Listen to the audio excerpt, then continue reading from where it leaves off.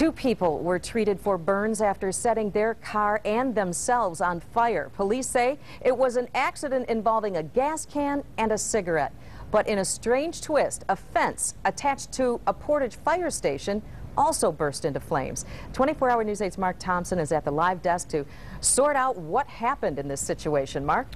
Sue, this all went down around 5 o'clock this evening in Portage. Now, police are using words like poor judgment and not a good idea. They say that the two people involved will not be charged, but they did pay a price.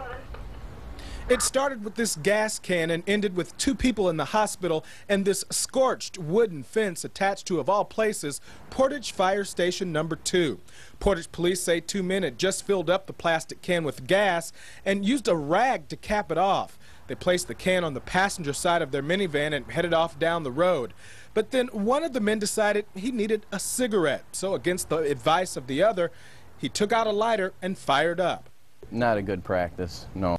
With gas fumes seeping throughout the vehicle, the lighter spark ignited and the van burst into flames. The two men caught fire and bailed. The car was fully engulfed in flames and traveled across Oakland Drive. Ironically, the van rolled to a stop when it came in contact with the security fence at the fire station. It too burst into flames, and to make matters worse, all firefighters were out on a training run, so a nearby department had to respond.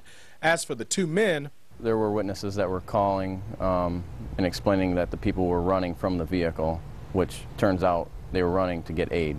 They ran into the Miller Meadow apartment complex and doused out the flames on their bodies in the complex sprinkler system that just happened to be running at the time.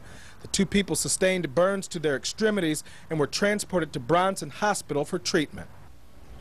And names haven't been released at this time, and we're still waiting on an update on their condition. That minivan, we're told, is a total loss. At the live desk, Mark Thompson, 24-hour News 8.